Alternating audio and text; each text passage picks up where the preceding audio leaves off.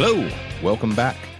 This is Paul Markle, your host at Student of the Gun Radio, and I am glad that you took the time out of your day to listen to us, to listen to what we have to say. We appreciate you being out there, as always. Now, I always appreciate Jared, my co-host and producer, who's on the other side of the table there, working on his monitor.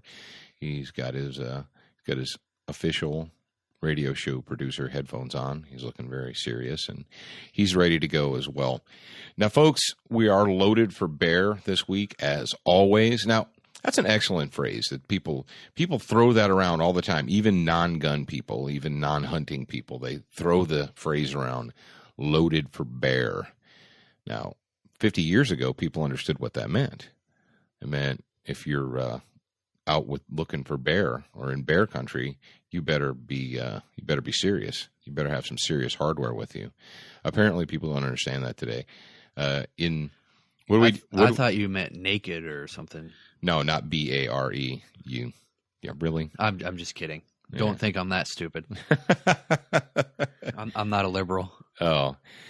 People actually used to know when you went out into bear country that there were these big wild animals that would take the opportunity to eat you if they had it, and so they prepared themselves accordingly. Well, today what do hippies do today? They take out bells and pepper spray and a satchel full of happy thoughts and good feelings and hope that the wild animals won't eat them. And every once in a while, we see a story where it doesn't work out so well for them. But we are Student of the Gun Radio, and this segment of Student of the Gun Radio is brought to you by Crossbreed Holsters of Republic, Missouri. Check them out at crossbreedholsters.com. And Keltec Weapons of Cocoa, Florida. Check out them at keltecweapons.com. Jared, are you ready to get into it? Are you ready to get into the moron parade, as this particular segment is titled? I am ready to get into the moron parade here. I like shiny things, and I like lights, and I've got these green shiny lights going across my monitor. So you do? I've got something to look at. Is it distracting you there? Yeah, my ADD is working. Now, every week we do an Excess Sights Good Guy of the Week, and we know that our followers, our fans, our students out there are not morons, that you're very intelligent, and oftentimes you have questions, and what we'll do is we'll go into the stack of stuff, we'll go into the forums at studentofthegun.com or into the many ways that you can contact us, and we look through and we hope that we'll find a question or two that doesn't just apply to the person who's asking it, but may actually be of benefit to the entire listening audience. So this week, our Excess Good Guy of the Week is Stephen Blackwell. And this actually comes, we went into the forums and we dug back a couple of months and we found this one. We thought it would be a good opportunity to talk about this subject. Jared, what does Stephen Blackwell have to say this week? Stephen Blackwell says, if a nighttime situation occurred where a good light is required, which do you prefer? A weapon-mounted light, a handheld light, or both? That is an excellent question. Of course, if it wasn't an excellent question, we wouldn't have picked it. Before you get into the answer, I want to tell Stephen to email Jared, Jarrad, at studentofthegun.com, your address and your shirt size and your phone number. Okay, there's your marching order, Stephen. When you listen to this week's episode and you run around the house screaming, they ask my question, they ask my question. The question is lights. We've talked about this previously. The fact is, if you are a gun owner, it is your responsibility to have in your possession or very, very close to you where you can reach it, some type of white light, some type of bright white light that you can use to identify a potential threat. Because as the good guys, we cannot simply shoot at sounds or shadows or shapes or things that make us nervous. You are responsible for every bullet you launch. And how do you make sure that you're launching bullets into things that are supposed to have bullets in them? Well, human beings need light to operate. Your eyeballs need light. And unfortunately, a lot of lethal force encounters will occur during hours of darkness or diminished light. And how do we counter that? Well, there's lots of companies out there that are manufacturing lights. We did a big giveaway contest in December with Blackhawk, and we gave away 4 of their really good night ops lights. where was it the Night Ops Legacy? Something like that. I think it was a Night Ops Legacy flashlight. Anyway, very, very bright white light. And it was a handheld light. Now you say, yeah, but there's a lot of, weapon-mounted lights out there. What should I get? Well, that's a great question. It is always good to keep two hands on your gun if you can do it. Because let's face it, you have greater control over the firearm if both of your hands are on it. If one hand is not on it, and if it's holding a light, you don't quite have as good a control for recoil management and so forth. If you're using a long gun, generally it's very difficult to operate a long gun with only one hand. If your home defense gun is an AR-15 or some type of variant or an AK or whatever it happens to be, if it's a long gun, you should take the time. I would recommend taking the time to invest in a weapon-mounted light because you're going to want to have that. Handguns are a little bit of a toss-up. You may decide to put a weapon-mounted light on your handgun. That's fantastic. If you do that, make sure that you actually get out and practice with it, because if you don't practice with it, you're going to lose it. And this question, we see this situation, the light situation, the darkness situation, almost every week in the news. There's a report of a shooting. And most of the time, a shooting involving a citizen where someone broke into their home or was threatening to break in their home or what have you, and it was a nighttime situation, a dark situation, where they should have had a light or they could use a light.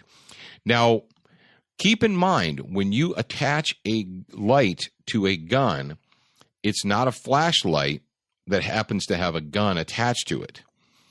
It is a gun. It is a lethal force instrument that just so happens to have a light on it. There are things in the world that you're not going to want to point a gun at, So it's always a good idea to have a handheld light accessible, even if you have lights mounted on your firearms. You say, well, all I've got is my AR-15 and it's got a light mounted on it. So what are you telling me, Paul? I shouldn't use it? I shouldn't use clear rooms with it or what have you? Well, if you are one of these guys or gals or what have you that has a long gun with a light on it, what I want you to do, there's a little technique called bouncing the light. And my friend Walt Roush hit me to this probably 20-some years ago when he talked about bouncing the light. And you're like, what do you mean bouncing the light? What I want you to do is take a cleared and empty long gun.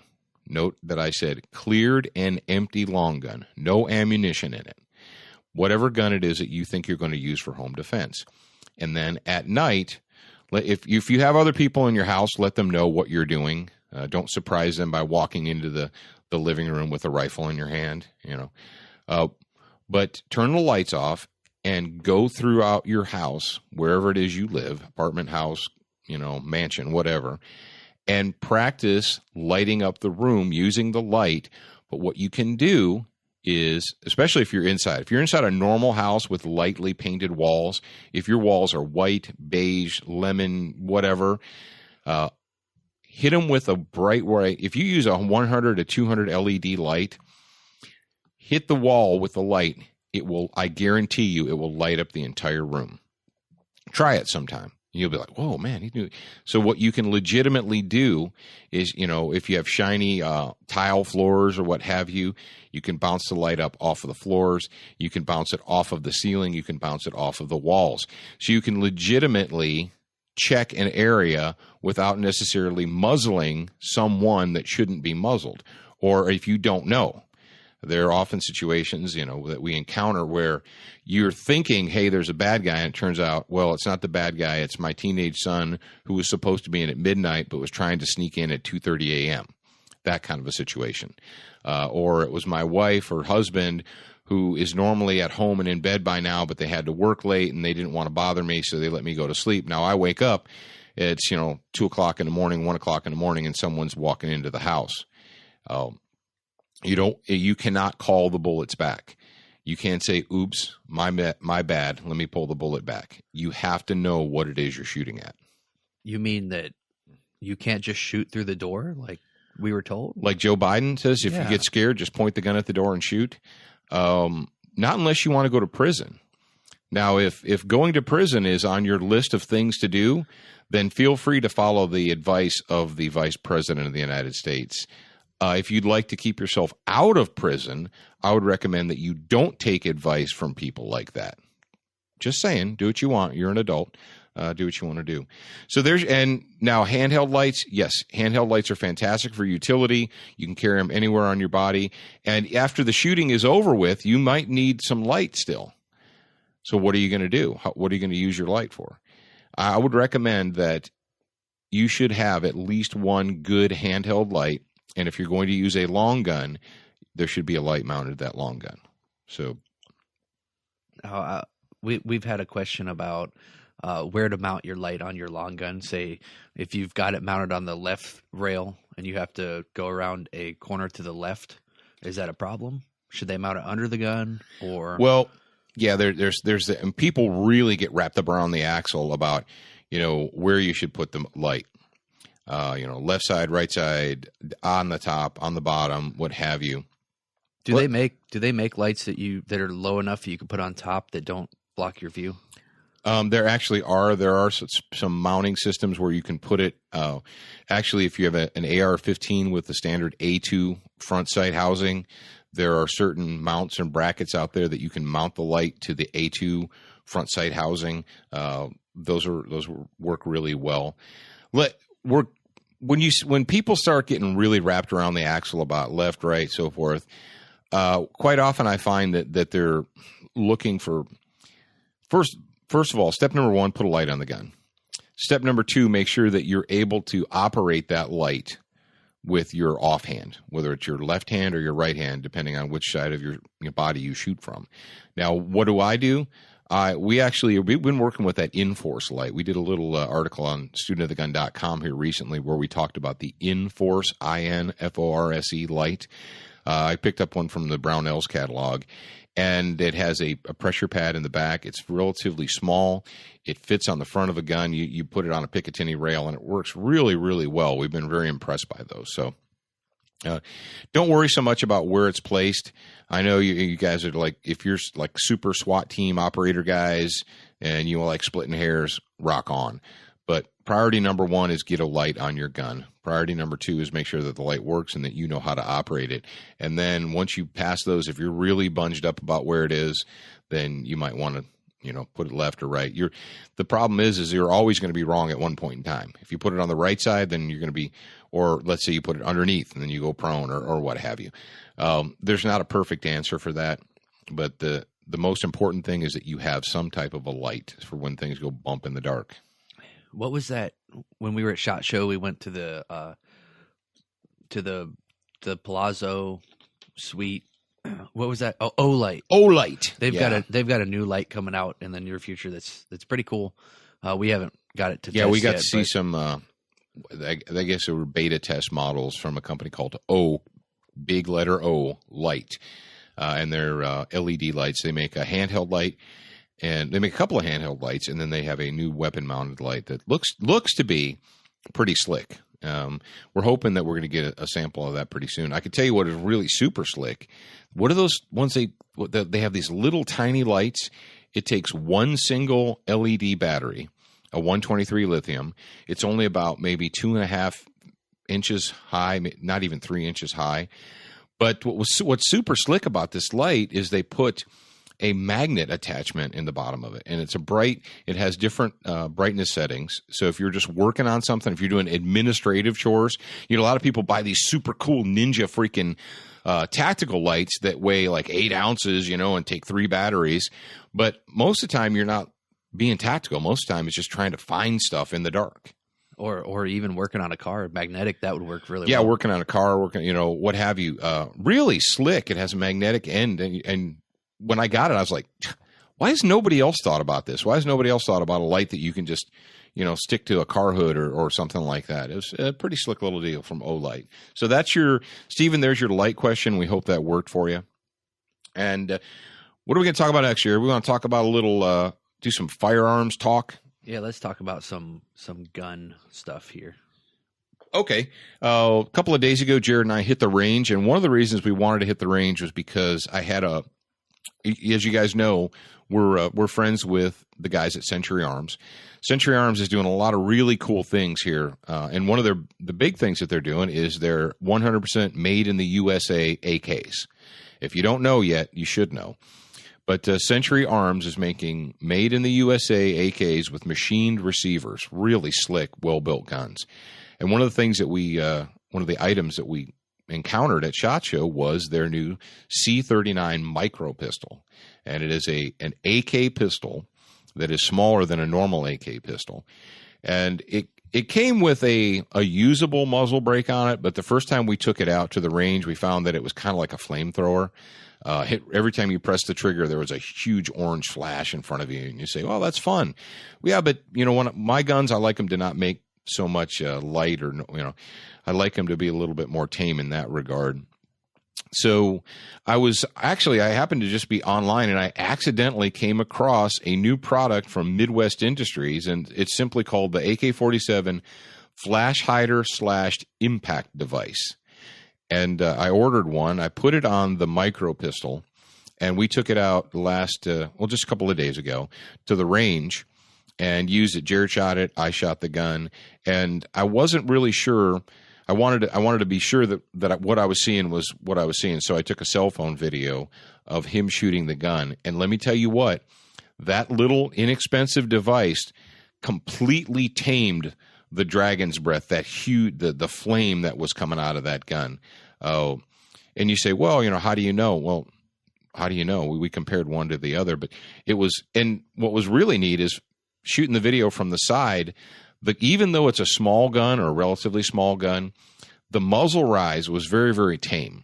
So thumbs up for the guys at Midwest Industries. And we'll put the link. Jared will put the link for you guys in the show notes if you want to check them out. But it's a very cool little device. It's relatively inexpensive. I think they're only like somewhere between $20 and $25. And they work really well. If you have an AK, any kind of an AK device that's threaded for the traditional 14x1 left-hand thread, I know when they make stuff overseas, they have to be completely different and unique. But if you guys are experienced gun guys and gun girls, you know that the AK threads, or the traditional thread, is a 14x1 left hand. And this device is all you have to do especially if you've got one of those AKs that came with a little slant brake, those little really cheap slant brakes. This is a fantastic improvement over that. I think you'll be happy with it. If you're an AK shooter, I think you'll be pleased with that. And of course, Midwest Industries has tons of rails and devices and add-ons for not only your AKs but your AR-15. So check that out. If you're an AK shooter, check it out. Jared, you want to jump right into the title of this episode now? Yeah, let's give them some morons to go on parade with here. This is, I don't even, you guys are just going to have to make your own assumptions here because, this is all right. Well, dudes and dudettes, we're gonna pull some audio quotes from you for the show here, but you want to avail yourself to the entire video. Like I said, Jared's going to put the link to the entire video in the show notes at studentofthegunradio.com. So check that out. Go to studentofthegunradio.com. And when you get a second, watch the entire news video of this situation. The quick setup is this. This is in Harrah, Oklahoma. Dateline, Harrah, Oklahoma. And it says, bomb squad rushes to school for expended bullets. And you're pricking up your ears. You're like, whoa, what's going on? That we're sending the bomb squad to a school, to an elementary school. Well, apparently the school safety officer, who they say in this situation is a former police officer and United States Marine. They interviewed this dude. And here's what I'm going to go ahead as a Marine myself, as someone who became a Marine in 1987. I'm going to give you a little quick caveat or a little background on being a Marine and what it's like to be a Marine. Since I became a United States Marine, I've encountered people who, they're like, "Oh, you were a Marine? Well, I knew this guy who was a Marine, and he was a jerk, or he was an idiot, or he was something more not PG rated. And you hear that all the time. This guy, blah, blah, and he was a blah, blah, blah. Okay. And, apparently as someone who is a Marine, you're supposed to apologize because the person you met knew a guy who was a Marine and they were a jerk. I'm sorry. I apologize for that person's behavior. And my answer to that, as the years went by, is I said, you know what? He was probably a jerk before he went into the Marine Corps. Oh, he was an a-hole? Can we say a-hole? Is that? I think a-hole is okay for. Yeah. He was probably an a-hole before he went into the Marine Corps, and then he became a Marine, and he just stayed one. There's an old programmer, old computer programmer lingo that's GIGO. How many of you computer geeks out there, you old programmer geeks, know what GIGO is? Jared, do you know what it is? What's GIGO in programmer lingo? Garbage in, garbage out. That's old programmer lingo. Garbage in, garbage out. What it essentially means is you will only get out of the computer what you put into it. If you put into it garbage or bad code, that's what you're going to get on the other end. Well, why is this all screwed up? Well, because what you put into it was screwed up. The computer, and this goes back probably 20, 30 years. People say, well, it's a computer. It should fix my mistakes. No, it only knows what you gave it. And if you put in bad code, it's not going to fix it for you and put it out the other end correctly. And if, the guy that you knew was a jerk or an a-hole or whatever, he was probably that before he went in. And sorry for your luck. Apparently not everyone who went to Parris Island or San Diego for your West Coast hippies, I hope you guys still have your sunglasses. Apparently not everybody who goes in is a genius. But I can tell you this. When I went into the Marine Corps, well, hang on. Let's let this school safety officer tell you in his own words how he was concerned. If anything, you would have had an explosion risk, and that's it. But we didn't know what was inside of that bullet or if it even had an internal core. We weren't certain. We couldn't tell just from looking at it. All right. First of all, if when you guys go and you look at the video, what I'll tell you, it's not a 50 caliber round. 50 caliber is a half an inch, and generally when we say 50 caliber, we're talking about a BMG. But the round in question is not a 50 caliber round. He should have known that. I don't know what this guy in question, what his job was in the Marine Corps, but I do know this, that when I went through Parris Island in 1987, they gave us this little thing. It was called the Guidebook for Marines. If you guys are more recently graduated from PI, you let me know. Do they still issue you a guidebook for Marines? Because in the guidebook for Marines, it tells you everything you need to know to be a United States Marine. And one of the things it talks about is munitions or ammunition, and specifically the color codes that are used in ammunition. Now, all the way back in 1987, when I was on Parris Island, I remember learning that blue was the color that was used for an inert or a training round. Pretty sure that this goes all the way back to World War II, that the military figured that when they were doing training, if they wanted to use non-explosive rounds or training rounds, that they would paint them blue. Now, the projectile in question here, and it is a projectile. It's just the piece that goes downrange. It's not a live cartridge of ammunition. The projectile in question is not a 50 caliber. Now, I'm looking at it, and I see the picture of it, and what it probably is, now obviously all I see is a picture. It looks like it is a 25 millimeter projectile from a Vulcan cannon or a Bushmaster, that the Bradley fighting vehicles have Bushmasters on them. If you go online, if you type in the words 25 millimeter inert round, you can buy these for $3.99 to put on your desk as really cool paperweights.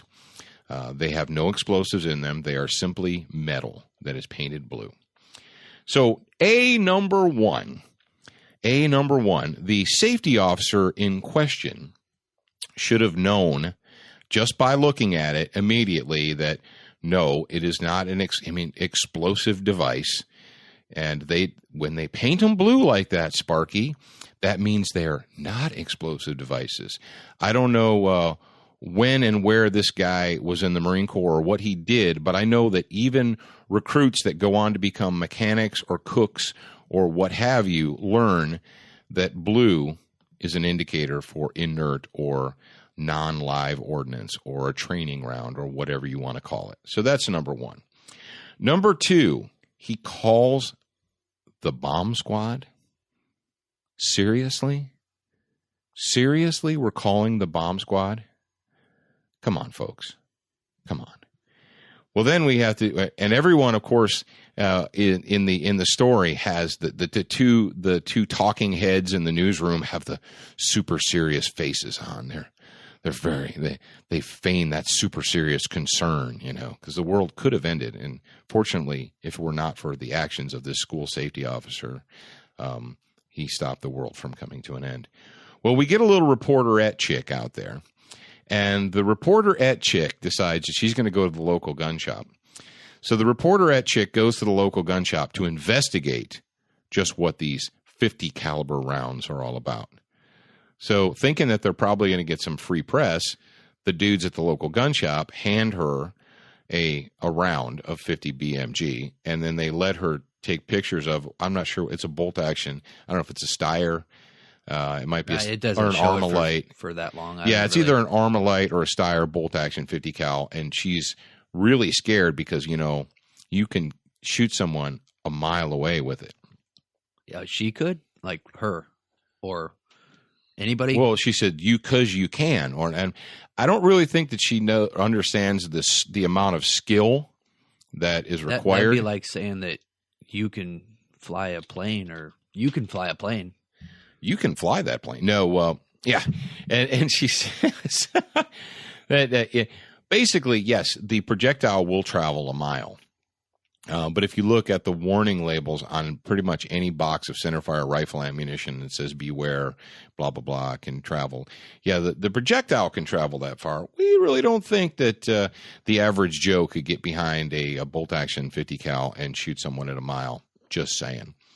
But she's very concerned, but she explains that what she learned at the gun shop was that the bullet in question was not it was safe because that the bullet was not attached to the what, Jared?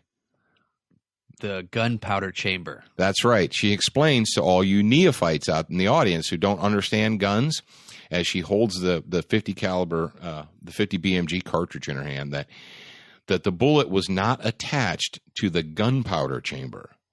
So rest easy, folks.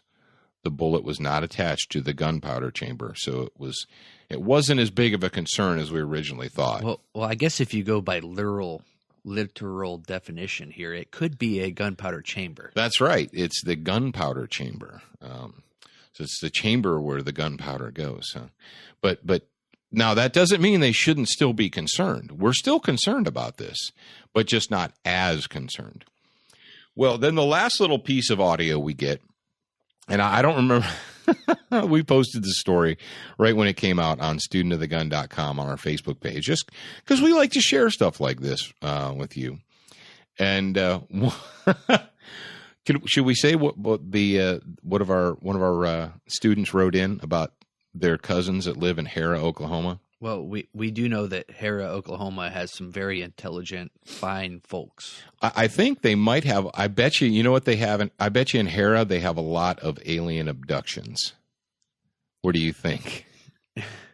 It's that reminded me of it's. When you see these people, they're like, oh, we see a UFO, grab the crappiest camera we have. And don't use a steady hand. And make sure you shake a lot.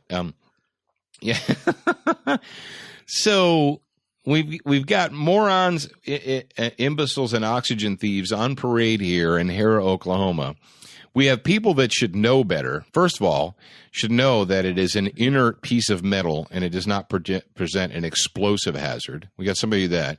Then we have the experts that run the reporterette who runs out to explain to you neophytes in the audience that it was not as grave a concern as we thought because it wasn't attached to the gunpowder chamber. So we got that. And then the story would not be complete. You know how the nightly news is. It's not complete until you find someone, the most intelligent human being that you can find, to stick a camera in front of. Right? And so they find a parent. They find a concerned parent to talk to. And they want to know what they think about that. And so the mother in this case, she's got her little like 3 or 4 year old crumb cruncher standing by her knees there, and he's got his little orange cap gun, and he's having a good old time snapping the hammer on his little orange toy gun. But she wants to make sure that the people on the other side of the camera know how reasonable she is. So she tells them this. Well, we've even told him he's not even allowed to take that to school. Like, you don't take it to school, you don't show it to your friends. So what did we learn from a woman whose husband is probably going to be abducted by an alien sometime very soon? Well, we learned that even though her little crumb cruncher there loves his little orange toy gun, she's told him, don't ever take it to school and don't show your friends. Have you ever told your children, are you in a position where you've told your children never to show their toys to their friends? Because it is a toy, right? The little orange plastic gun is a toy. But don't ever show that to your friends. And here's the crazy thing is she tells the camera, I've told him, don't ever take it to school. Don't even show your friends. But they videotape the kid for the whole world to see shooting his little orange gun, playing with his little orange gun. We don't want your friends to know about this, and we don't want you to take it to school. But we're going to let the nice people from Channel 5 Nightly News take a video of you shooting your little cap gun. Because what do we know? Well, we know in America that if your child takes a plastic toy gun to school, that they'll be suspended, that they'll be expelled, that they'll call the police. Maybe they'll call the bomb squad on your kid. If they wear a T-shirt with a picture of a gun on it, we'll call the sheriff to have them ejected from the school. So we just thought you guys, we thought you'd enjoy that. We enjoyed bringing it to you. And this news channel is News Channel 4 in Oklahoma City. They need to get either don't report on gun-related incidents, or you can educate your news anchors and no, you can't. You're not going to educate people. We need to hype up the concern. I'm sure that before that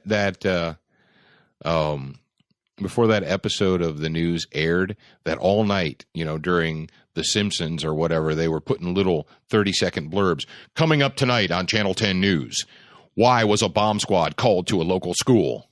I have to turn in. I have to tune in. Or learn what a what do they call? Gunpowder chamber. Learn what a gunpowder chamber is. Do you know what a gunpowder chamber is? Tune in tonight. Oh. I don't know why I was thinking gas chamber there. Gas chamber, not a gas chamber. Close, because, when the gunpowder turns from a solid when... Yeah, you don't blow their minds. All right. I don't know if they'll be able to understand that. Okay. So, we probably should have, I don't know, probably should have dropped the vagination report theme onto that one, but we'll hold it for next time. Now, this next one here, this is a little bit more serious. As a matter of fact, it's a lot serious. And it's more about not just only morons, imbeciles, and oxygen thieves, but what we've got is more bullying, more psychological terrorism from the public school system. And for those of you who think that, it wouldn't happen to me, well, it did. And this could be, when I talk to you about this story, if you're out there, you're sitting in the Student of the Gun audience and you're listening, and you consider yourself to be a hunter, a sportsman, an outdoor enthusiast, Let's maybe say you're a public servant. You might be a firefighter, an EMT, a police officer, what have you. And you're raising your children. And believe it or not, children do pay close attention to what their parents do. Quite often, children want to emulate what their parents do. And you might have teenagers. You might have a teenage son or daughter who's decided that they want to follow in your footsteps, or they want to follow in the footsteps of their heroes. They want to be a police officer. They want to be a firefighter. They want to, join the Marine Corps, the Army, or what have you. And teenagers are not, the news likes to, every time a teenager, 17, 18, 19-year-old kid, those people, anytime anything ever happens to them, they refer to them as students or as children or as kids or as young people, because they don't want you to think that an 18-year-old is an adult or could act, like an adult. They want you to think that they're these little infantile creatures that must be protected from evil, firearms, and they can't even look at them or see them or touch them because the evil from the firearm could be transferred into the child and it'll make him a mass murderer. Well, this story comes to us, and we are ashamed to say that it comes to us from Ohio. And it's sickening that this comes to us from our former state of Ohio. We know we have a lot of friends up in Ohio. And I believe it was Ashtabula County. Yes, Ashtabula. Title of the story, teen jailed for 13 days over pocket knife. And you say, well, he should have known better. This kid should have never taken a pocket knife into school. And he knew better than to have his knife in school. And so you get what you... Really? First of all, if you think that, you're a moron. But second of all, he didn't have it on him in school. Well, what do you mean he didn't have it? How can the school have this kid arrested and jailed for having a knife in the school? No, it was on the school property. And you say, well, okay, how did it get on the school property? Well, this young person who's 18 years old, he's a senior in high school, and he goes to a technical school up there in Ashtabula area, and he wants to be a police officer. And a fireman. He's going through firefighter training. He wants to be a public servant. This kid looks like Billy Everyteen. There's a picture of him. Looks like a kid that the kid down the street. And so what happened to this kid? Well, the principal at the school received an anonymous report that this kid had been posting YouTube videos where he talked about his training, or he's going through a technical school, and he wants to be a police officer and a volunteer fireman. So here's a 18-year-old kid, and he's putting up his crime so far is putting up YouTube videos where he talks about police type matters or firefighter or EMT type matters. And so the principal gets an anonymous tip that this guy was posting YouTube videos where he talked about firearms. Well, they're very concerned because, teenagers should not be allowed to talk about firearms or discuss firearms or, God help us, touch firearms. So the principal decides he's going to, on his own, according to the story we have here from, now this is something that we wouldn't do this because we know that in our heart of hearts that they're a bunch of socialists and communists. But the Huffington Post, the stories from the Huffington Post, you're like, well, why would you relate this story from the Huffington Post? Here's the crazy thing. Even as hardcore leftist, socialist, communist apologizers for the left wing as these people are, even they know that this is wrong. Even they know that this situation is screwed up. So we go down the story. The principal decides on his own that he's going to tell this kid he wants the keys to his car and he's going to search it. And it said that actually, I believe he manhandled the kid. That was the vice principal that did that. Oh, the vice principal. Oh, okay. He had reason to believe the principal said he had reason to believe I had weapons in my vehicle and he needed to search it. Okay. Stop. We want to charge the kid as an adult, right? You say, well, yeah, he's an adult. Here's a little thing that adults have in the United States of America. They have Fourth Amendment protection against unreasonable search and seizure. Read the Fourth Amendment. It's pretty easy to read. It's only a couple of sentences. So Does an adult have the authority to tell another adult that they cannot search their vehicle, property, or whatever? You're like, well, it's on the school, man. Is it the vehicle is in a parking lot on the school grounds? So that means that you have the arbitrary authority to search it as you feel. Any person. What if I go onto a school grounds and I say, I want to, well, you're not an authority. Well, guess what? A principal is not a law enforcement officer. They cannot execute warrants. Well, there was no warrant involved here anyway. So searches it, finds this kid's EMT vest, and in his EMT vest, he has a folding rescue knife. How many of you EMT guys out there in the crowd? How many of you EMT and firefighters and guys out there in the crowd would not even consider walking out of your house without some type of a knife on you, with some kind of a rescue tool? I know dedicated EMTs and firemen would not walk out of their house because right? Have you been there? You've been there. You've done that. You know what can happen when you're driving from your house to the grocery store or across town. You've seen what happens. Well, here's this kid. And so, you're like, okay, so he violated the school handbook against having a apparently deadly weapon on school property. So what are we going to do? We're going to discipline him through the school. Oh, no. We have to crucify this child. I'm going to find the link of the quote from the prosecutor. Jared, what are you taking away from this? You were a high school student more recently than I was. What are you taking away from this? What link from the prosecutor are you talking about? What? Oh, it's in the story. Okay. There's a lot of. All right, here we go. This is a quote from I had to find it in the story. Excuse me for vamping while I got the quote from you. And this is from Harold Specht, Specht, the chief assistant prosecutor at the Ashtabula County Prosecutor's Office.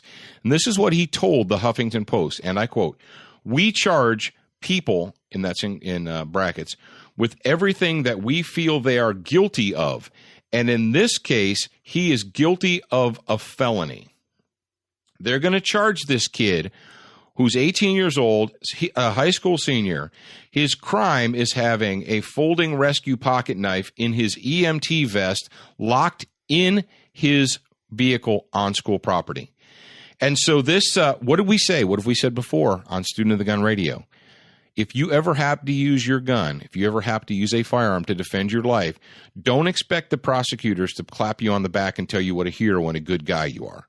There are prosecutors out there, they're politicians, and they will crucify you for political gain.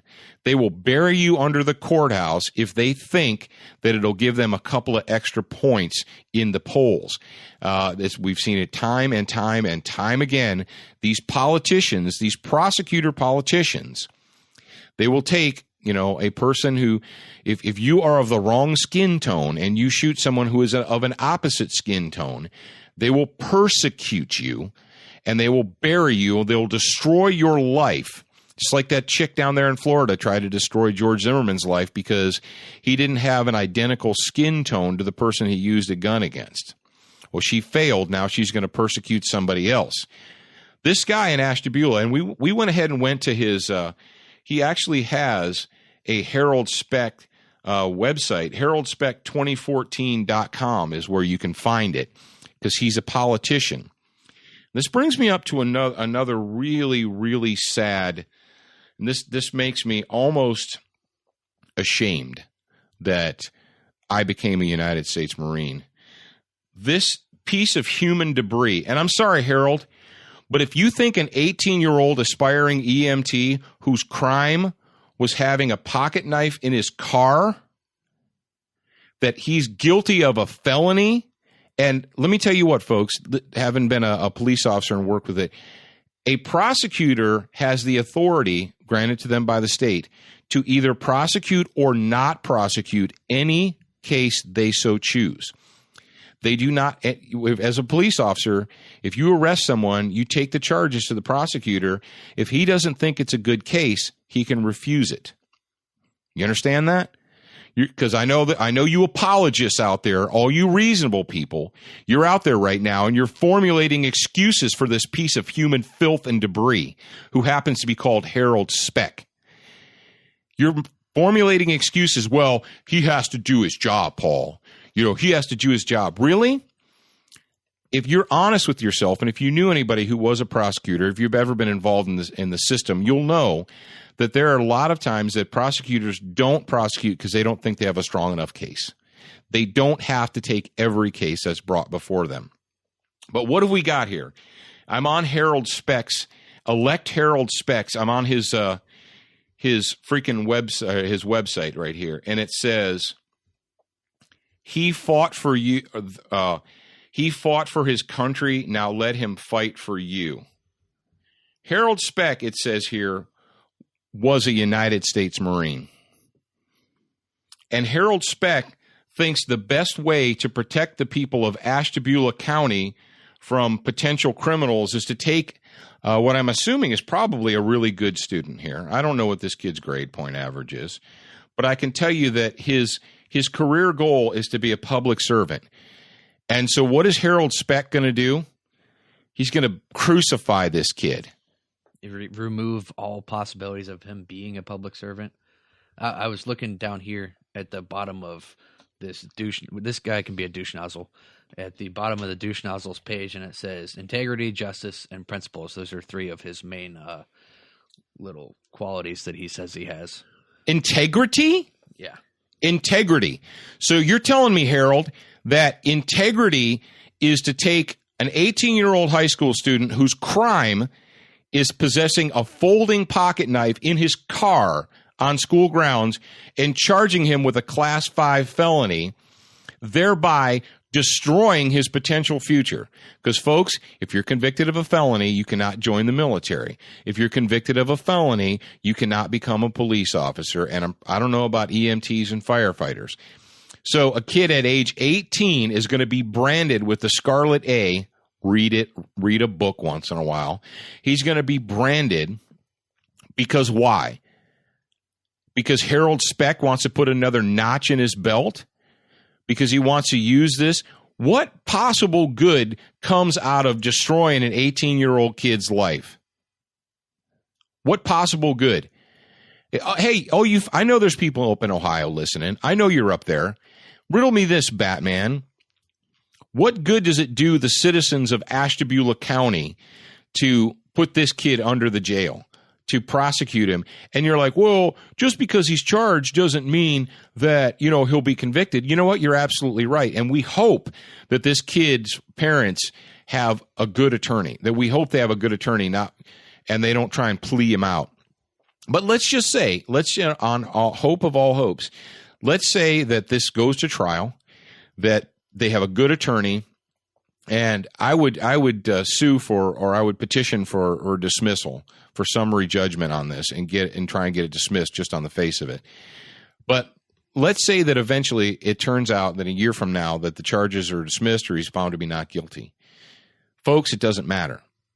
Well, what do you mean it doesn't matter, Paul? Do you know the cost involved in defending yourself against a felony charge? It's tremendous. This kid's family is going to be destroyed unless they have a whole lot of extra money. And I don't know too many people in America right now that have a whole lot of extra money just laying around.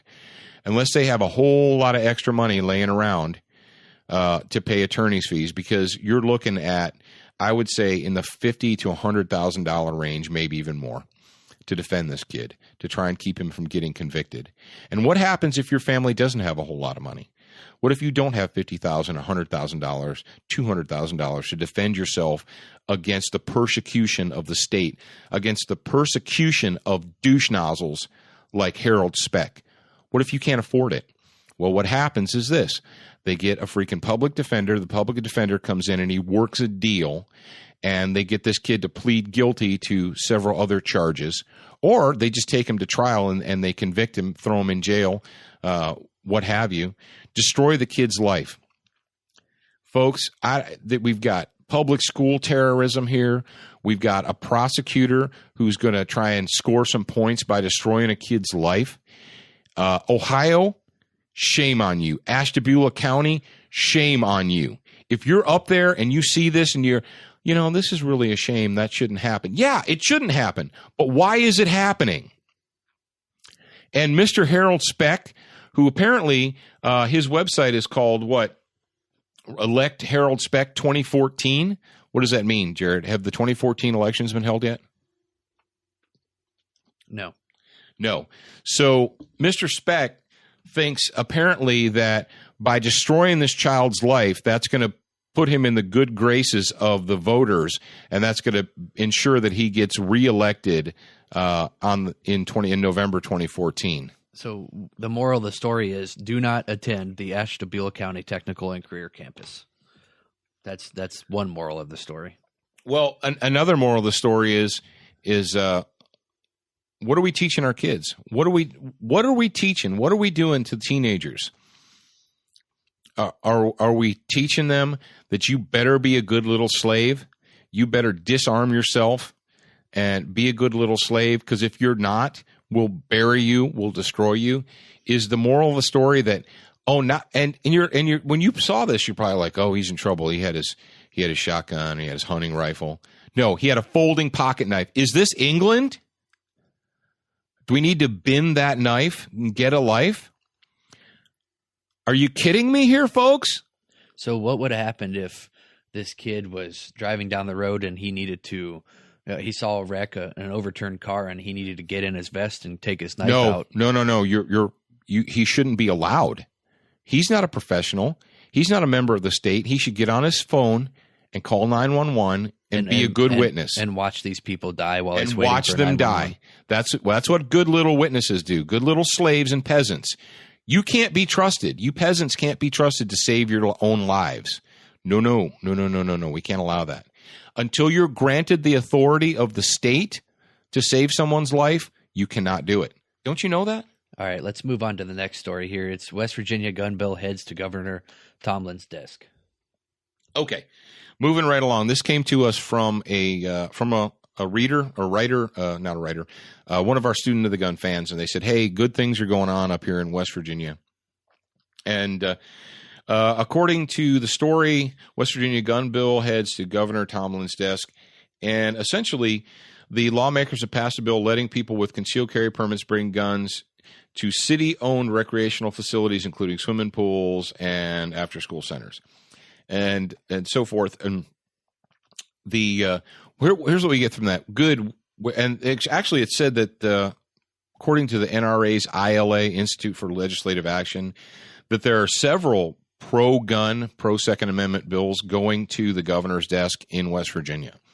We've known for many years, decades even, that West Virginia became polluted by the Democrats. The Democrats got in there because of the union, the coal mines and the union mines, or the miners' unions, because of the miners' unions, and the liberal Democrats got a strong hold in West Virginia and have been, basically implanting their nasty poison, their liberal poison into the state. And we're hoping that this is going to indicate this is an indication that they're correcting the ship, that they're fixing things. Because we know that most folks in West Virginia are pretty good down-home folks. And then you have these usurpers, these outsiders that come into your state, and they want to inject all this lunatic liberalism into your life. And speaking of West Virginia, you know that the Democrats. Now, what did your union bosses tell you guys up there in West Virginia? If you're a coal miner and you're a member of the UMWA, the United Mine Workers of America, what did they tell you? That we're your friends, that you need to vote, and they tell them, don't fool yourself. Vote for Democrat. Vote D. Vote for Democrats. What are the Democrats in Washington doing to the coal industry right now through their minions in the EPA? What are they doing to it, Jared? Shh. Oh, we're not supposed to talk about that. The federal government, by the use of the EPA, is getting ready to. They're in the process of destroying the coal industry in America. So what happens when all those people with D's behind their names that you supported for all those years get their way and destroy your livelihood? D stands for douche nozzle, right? Yes. Well, we're happy for you folks up there in West Virginia. We're glad that you got. But we also said that the Charleston mayor, Danny Jones, has called the bill disgraceful. Disgraceful. And he said it would threaten the safety of the children. I'm tired of hearing that. Are you tired of... Didn't I just say that last week? Stop it. Why does every politician use safety of the children? Because apparently it works. Apparently people are a bunch of sheep, and all you have to do is throw out the word, I want to come to your house, I want to take all of your money and all of your guns, and I want to lock you up in a FEMA camp for the children. Oh, well, if it's for the children, you can have everything. I won't defend myself and my liberties because it's for the children. What do we know from this story? Number one, that the governor and the representatives and the senators in West Virginia are trying to put some sanity back into the state. And what do we have in Charleston? We have a whiny little girly man named Danny Jones who thinks that the bill is disgraceful, and the fact that lawfully armed citizens now somehow puts, hey, Danny, what's the crime rate like in your city? Are there certain areas of your city that you don't go to because you'll be robbed or shot or stabbed? I've been to Charleston. Charleston's a fun town. But I know that there are places in Charleston that you don't go. You don't go after the sun sets some places in Charleston. Hey, Danny, why don't you go ahead and clean up your city? Go ahead and clean your city up there. Get rid of all the scumbags and the drug dealers and the dopers and the meth heads. And then after you've done that, you can come to the lawful citizens, the ones who obey the law and want to defend themselves with a concealed carry firearm. Then you can come talk to us. I've got a question. Okay, so Governor Earl Ray Tomblin said it's on his desk now. Who cares what Charleston Mayor Danny Jones has to say? Well, apparently Danny Jones cares what he has to say. Nobody else cares, so just shut up. A whiny little girly man. There's just douche nozzles on parade. Oh, how we doing on time over there, hippie? We're almost at an hour now, but we can give them a little bit longer since we're only doing one segment this week. Okay, here's what we're going to do. We're going to give you guys another one, and this is very important. This is something that we've been talking about for a long, long time.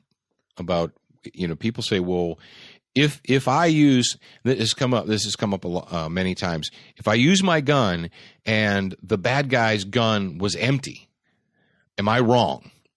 If it appears that it was a gun, but it was a broken gun, or what have you?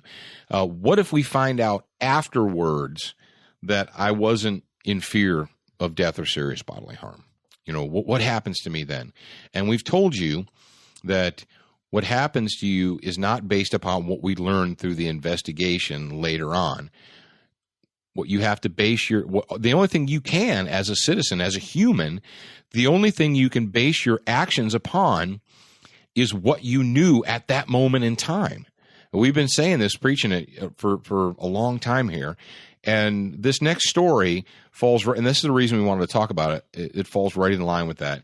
Now, you guys out there, you probably know about this because it's been all over the internet. I'm sure the late night people have been talking about it or what have you. But it says charges unlikely for Houston dad accused of shooting daughter's boyfriend, prosecutor says. And this comes to us from FoxNews.com. Essentially, the setup of the story is this: it's like 2 o'clock in the morning, after 2:30, and one of the children comes to the dad. Everyone's in bed, everyone's sleeping. A child comes to the dad and says, somebody's in Susie's room. I don't know if the daughter's name's not Susie, but there's somebody in Susie's room. And so the dad's like, whoa, think about it. You're a dad, you're a mom, you're sleeping, it's 2 o'clock in the morning, and your little 8, 9, 10-year-old kid comes and shakes you. Daddy, there's someone in the house. Holy cow. What goes through, that's a dad's. How many dads out there, and moms too, have teenage daughters, and one of those nightmares, one of those horrors that you don't ever want to even let come into your mind is someone getting into your house and harming your child? We know it. There's been stories. There's been numerous instances where evil people have broken into teenage girls' rooms, into daughters' bedrooms, and done horrible, despicable things to them. We know that. So here you are. You're laying in bed at night. You live in a city. A kid comes and says, there's somebody in Susie's room. Here. So you shake the cobwebs out. You tell your wife, stay here. Tell your little kid, stay here with your mom. You grab your gun. You go down the hallway. You go into the room, open the door, go into the room, and there is a man in your daughter's bed. And you yell, what's going on here? What is this? What's happening? And the daughter says, I don't know him. And you tell the man, stop, don't move, freeze, whatever you've seen on TV, and you point your gun at him. And instead of doing what you said, freezing, not moving, or whatever, the man lunges for something, reaches for something, moves, and you shoot him. And that's essentially what happened in Houston.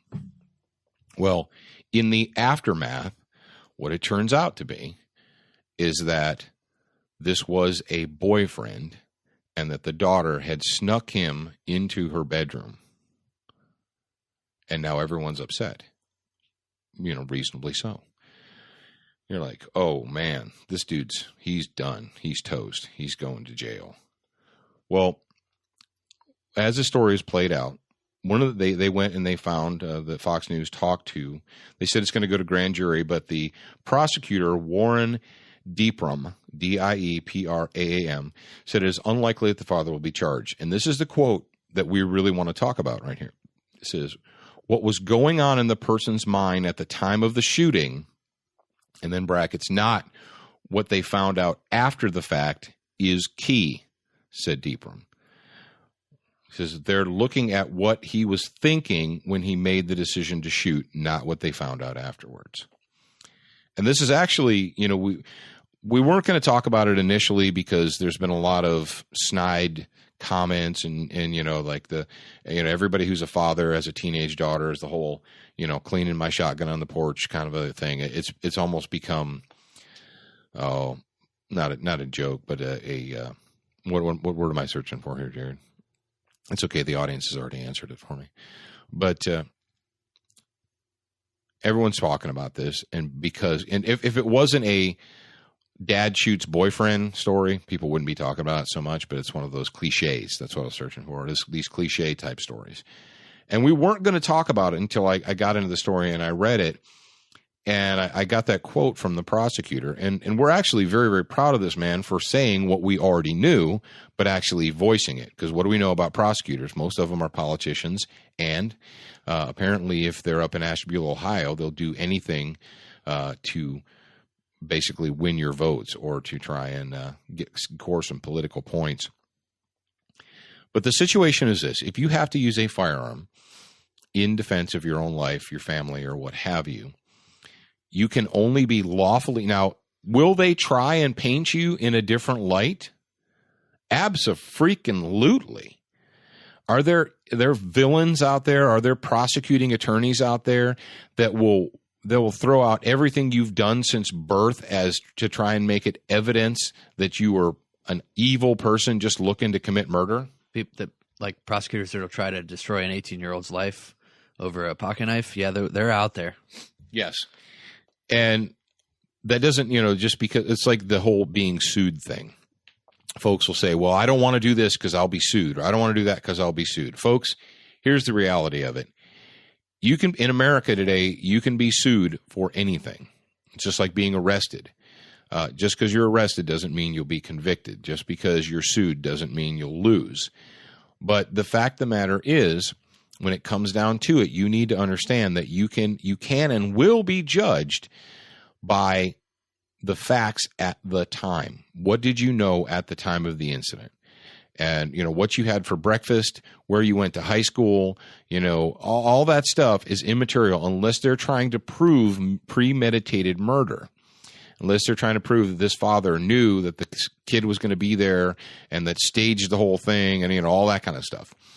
But you can only be in a justifiable shooting. You're judged by what? Now, how do you know to make the right decision? How do you know that? How do you plan to make the right decision? How do you enable yourself to make good decisions? We don't want to take the vice president's advice and fire guns because we're scared, because we're nervous, because we're surprised. That's the worst thing that you can do. You want to get yourself educated. You want to get yourself trained. You're like, well, how much training and education do I need? I took a concealed carry class. Well, I don't know. What is your life worth? What is it like? Or what is it worth to you to make the right choices? Because this incident, despite the dad shoots boyfriend jokes that are being made out there, the fact is it's going to destroy this family. It'll be, if you follow up on this case 2-3 years from now, whether or not the father gets charged and convicted, it's going to destroy the family. There's going to be a civil suit that you probably won't hear about, but it will happen. The parents of the boy will try and sue. If they don't, it'll be a miracle. It's going to put strain on the husband and wife. It's going to put strain on the parents' relationship to the children. It's going to put a huge, tremendous strain on this family. So you want to, and all for 1 or 2 seconds. Now, from a lawful standard, law stand. Nice for me to say. From a legal standpoint, this guy might be in the right and he may not be charged. But just because you're not charged doesn't mean you don't still have to deal with the situation. So if you are a gun owner out there, what have we said, Jared? Is buying a gun enough? I just buy a gun and now I'm good. No, a gun owner is not enough. You have to actually give yourself some knowledge, seek out knowledge for yourself. And I'm not telling you that you have to spend, everybody has jobs and families and stuff to do, but let's face it, in America today, how many human beings spend 80 hours a week at work and nothing else? You have recreational time. You have downtime. Educate yourself. Read a book. Go to a class. This kind of dovetails into a question we had, and it was kind of an offline question. They're like, well, how much training do you think I should have? Or how do I know? This is a good question, and I really didn't know how to address it, but I'll address it right now. They said, well, how do I know if I'm getting good training? That's a legitimate question. People say, well, how do I even know? The only way you'll know is through experience. And the more training you get, the more education you get, the better able you will, be to judge good from bad, from mediocre, from excellent. So just look at it as a lifelong journey towards education, enlightenment, and enjoyment. Wherever we might have heard that before, you're always should be seeking that. And life is tough. Life is tough. If someone told you that everything's going to be easy or that there's this magical agency that's going to make your life fair and good, they lied to you. It doesn't mean that you shouldn't educate yourself. It doesn't mean you shouldn't get training. It doesn't mean that you should just purchase an object and think, okay, I own an object, now I'm good to go. It might work out very, very well for you. And then again, it might not. So we thought we would bring that to you. And we do applaud the prosecutor, Warren Deeprum. We do applaud him for actually having the intellectual honesty and fortitude to go in front of a news camera or a microphone and say, basically, yeah, what do we know? We know that people are judged based upon the information that they had at that moment in time, not what we found out an hour, a week, a day later. So it's not a go team moment. It's an educational moment. It's one of those moments where, if nothing else, learn from somebody else's mistake. A wise man learns from his mistakes. A wiser man learns from the mistakes of others. So take that with you. Now, Jared, we want to go ahead and bring it to a close. Now, before we bring this to a close, I want to tell you that after you hear this, very, very soon after you hear this, there's going to be another special edition of Student of the Gun that's going to be posted, and you'll get that through the normal, standard, traditional feeds, iTunes, Stitcher, IPP podcast, or if you have gone ahead and downloaded the Student of the Gun mobile app for free on either your iPhone or your Android phone or your tablet or whatever it is that you use, you can listen to the shows, and you also will get the notifications every week. Also, Jared, we're almost, you thinking about a week or so before we announce the big gun giveaway contest? That's pending. Okay. Probably, hopefully next week. Okay. But definitely by April 1st. Definitely by April 1st. We've got another gun giveaway in the works. I know you guys like free guns. I mean, who doesn't like free guns and ammunition? Oop, I let it out of the bag. Yep. It's going to be a gun and ammunition. That's right. You can't just have a gun with no ammo. So we're going to be doing a contest, and we're finalizing it right now. Actually, we're actually seeing how much free stuff we can give you guys. How about that? Does that work for you? Now, what do they have to do to be eligible for the gun and ammo giveaway contest, Jared? You go to studentofthegun.com or on the mobile app. If you're on there, there's a little thing that says join us on the app, or if you're on the website, it's on the right-hand side, and it's a sign-up form. You just put in your name, your email, and then hit submit or enter now or whatever it's on there. Hit the button, and you'll be entered into our giveaways. And if you want extra entries, go to all of our social media on the website. There we've got a cool little line of all our social media stuff at the top right corner. So click on all those, follow those, and I get notifications, obviously. So I will add each one of those follows to the entry list. So if you want some extra ones, go follow those. That's right. We've given away all kinds of great stuff. If you're new to the show, hey, welcome, and we're glad that you're new to the show. We gave away a Chris Vector carbine. We gave away a Keltec KSG shotgun, a Keltec PMR 30. We gave away a Chiappa M422. We had holster contests. We gave away a bunch of holsters, Comtac holsters. Don't forget about that. Blackhawk flashlights. EOTech optics. Oh, EOTech optics. That's right. We did an EOTech optic combo giveaway. Who could forget that? And training, too. Oh, we gave away training. That's right. We gave away the training and Frog Lube. We gave away the Frog Lube gun cleaning kit. So, folks, we like to take care of our fans and listeners. We definitely do. So all you've got to do is sign up for the online newsletter for free. How hard is that? Not that hard. If you want to watch the TV show, don't forget that the TV show is on each and every Monday night at 9 p.m. Eastern. That's Dish Network Channel 266, Student of the Gun TV. If you don't have Dish Network or Chantel cable, just go to studentofthegun.com. You can watch the shows there. You can go to the video archives. You can read the articles. We've been putting up at least one article a week now on all kinds of different gun-related subjects. So check that out. Go to studentofthegun.com. Sign up for the newsletter, and you might win a free gun and ammunition and a bunch of cool accessories. Now, don't forget, folks, that you are a beginner once, but you should indeed be a student for life.